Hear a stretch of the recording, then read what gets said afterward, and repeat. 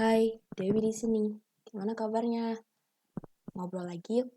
Kali ini kita mau ngomongin tentang verbal abuse. Tentang kekerasan yang dinormalisasikan. Kayak gimana tuh? Jadi, kekerasan verbal sangat sering kita jumpai dalam kehidupan sehari-hari. Anehnya, ini justru dinormalisasi oleh masyarakat. Biasanya sih diakhiri sama, apaan sih? Cuma bercanda kali, gak berat banget sih. Jangan dibawa serius kali, gitu. Pasti kita pernah ngalamin kayak sih, karena verbal semua orang berpotensi atau bisa jadi abuser, bisa jadi pelaku dari kekerasan verbal ini. Stop this trend. Saya pernah lihat nih di TikTok ya, catcalling, ngerti dong catcalling? Catcalling itu verbal abuse, teman-teman. Jadi ketika kamu manggil-manggil orang yang gak kamu kenal, kayak cantik, atau enggak gitu, itu udah verbal abuse sebenarnya. Itu udah termasuk merendahkan. Tapi justru anehnya tuh ketika banyak wanita kan yang mengalami.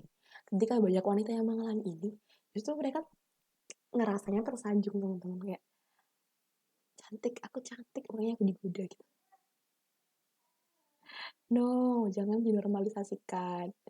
Itu verbal abuse. Itu bukan hal yang baik, itu bukan hal yang terpuji. Kamu gak harus bangga akan hal itu, teman-teman. Jadi kamu udah jadi victim di situ. Kamu jadi victim, tapi kamu seneng digituin. Jangan. Itu verbal abuse. Ya, jangan dinormalisasikan. Jadi stop this trend. Saya pernah waktu itu malam-malam jalan sendirian, baru pulang dari warung beli mie kalau nggak salah, ada yang manggil Mbak gitu. Saya kaget karena saya tahu itu catcalling, tapi karena berhubung masnya tuh di depan toko, nggak tetap lihat saya, nggak manggil saya lihat masnya, saya sapa balik, halo mas gitu. Saya udah gedek sebenarnya, saya udah malam-malam gitu kan, lapar, baru beli mie, digituin. Saya sebel sebenarnya. Tapi ya itu lagi, karena ini udah dinormalisasikan di kita, jadi kita nggak bisa kayak apa-apa. Padahal saat itu pun kita udah jadi victim gitu loh. Nah, fenomena verbal abuse ini itu nggak cuma di hubungan relationship, di pertemanan juga bisa, terus di keluarga juga bisa, teman-teman. Jadi orang tua ke anak, atau adik ke kakak, atau kakak ke adik, itu juga sangat bisa sekali. Nah, kenapa nih kok kita bisa jadi victims? Karena pertama, satu, kita terlihat lemah. Kedua, kita ada insecurities nih. Jadi ketika dalam hubungan relationship, pasti ada pihak yang aku ingin banget disayang, aku nggak mau lepas dari dia karena aku tahu nggak ada yang bisa sayang sama aku lebih dari dia. Akhirnya timbullah salah satu lebih dominan, dia manipulatif. Kayak, kamu nih sebenarnya suka nggak sih sama aku? Pasti nggak suka ya, karena kamu nggak mau nurutin aku. Itu udah verbal abuse. Kamu tuh nggak bisa loh kalau tanpa aku. Kamu yakin mau udahan sama aku? Itu juga udah verbal abuse. Dia udah manipulasi kamu, nakut-nakutin kamu. Itu verbal abuse gitu.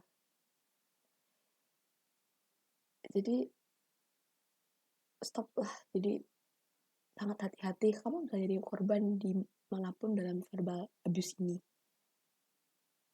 That's why ketika kamu securities, kamu harus bisa kontrol insecurity kamu. Dimanapun juga, kamu gak bisa bergantung sama orang lain di atas rasa insecure kamu.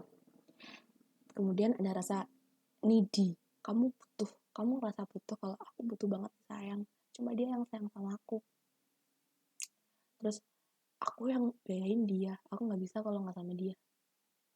Wah, itu udah buat dia yang abuser, buat dia yang pengen dominan. Wah, kamu udah pasti dijadiin target gitu. Wah, dia nurut banget sama aku, pasti dia apa aja yang aku omongin dia bakal ikut, karena dia nggak bisa nolak aku. Jadi sama-sama kayak gitu, dan jadilah hubungan yang toxic, teman-teman ya. Jangan